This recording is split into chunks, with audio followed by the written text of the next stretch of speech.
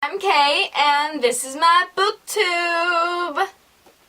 Today we're here to talk about Silver Linings Playbook.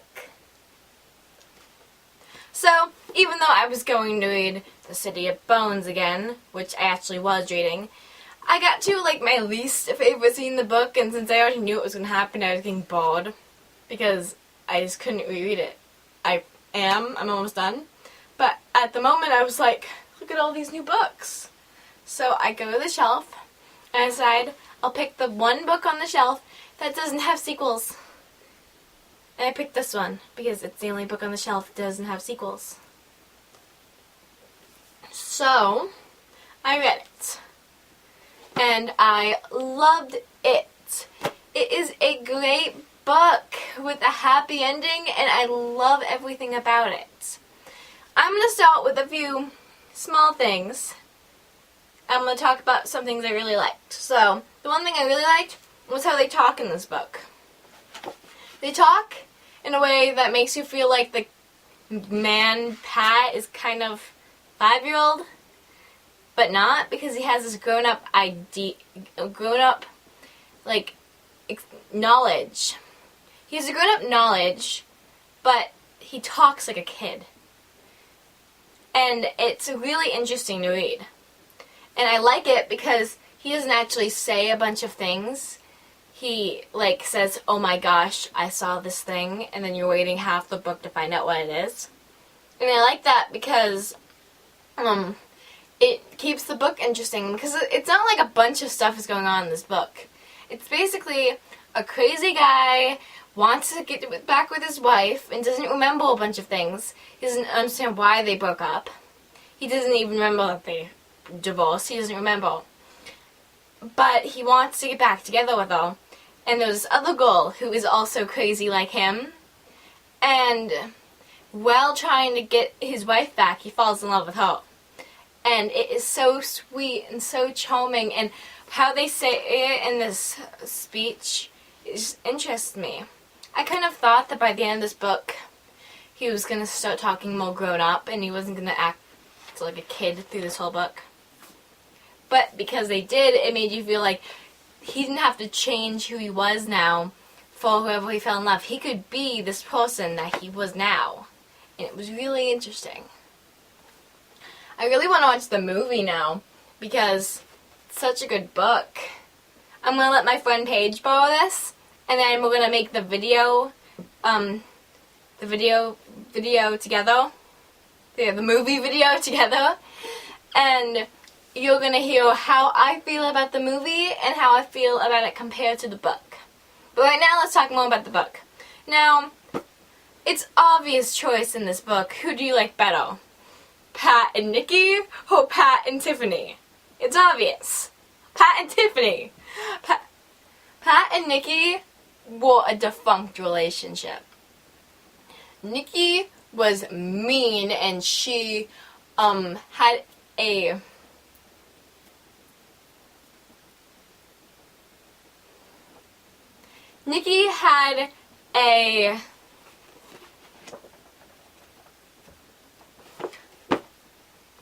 Nikki cheated on Pat with some other guy who she was working with.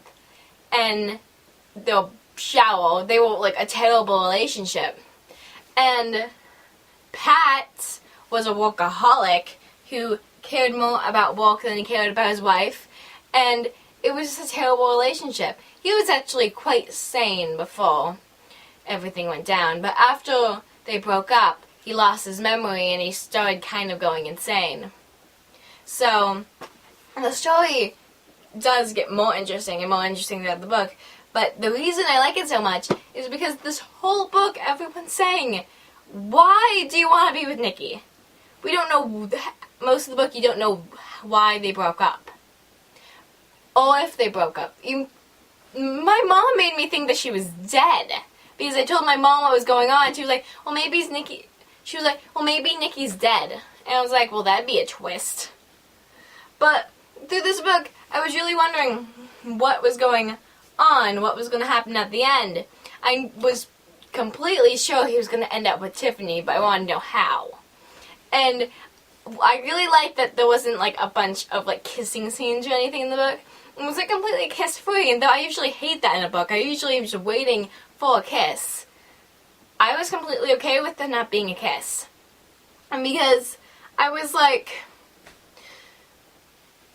these people, they've had these relationships that are mostly on touch.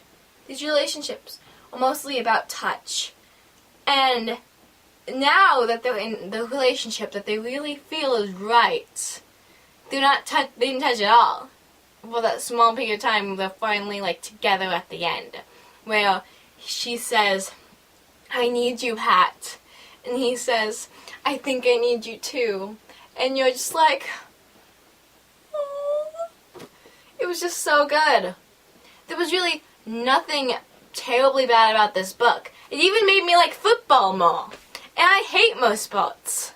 It was a good thing I read this book before I started cheering for it, because otherwise I'd probably be really bored with football. These are like the best cheerleaders ever in this book. They have this awesome cheer, and it's like E-A-G-L-E, fly, eagles fly. E-A-G-L-E, fly, eagles fly. And I'm like dancing out to it during the song. It was so awesome. It was a great book. And if anybody asks, you should read it. You should. You probably already have, because I have said this over again. I make videos that have spoilers in them, so if you didn't know that, sorry. But for anybody who you know who hasn't read this book, tell them to read it. It is a good book, and it even has a good movie cover. I usually hate movie covers. I usually go for the book covers, the original ones, but this one's just so pretty. The whole time I read the book, I couldn't stop staring at it. I mean, look at this guy. He's a cute little, like, I'm crazy smile, and these beautiful eyes, and then she also has a I'm crazy smile, and like a her eye, and then she has a black big updo that she has when they first meet, and he's wearing his football jersey like he's wearing when they first meet. So it's such a cute cover, and it has all these cute little things in here, and I really like it. And that just reminds me, I almost want to talk about, I love his problems with these old books.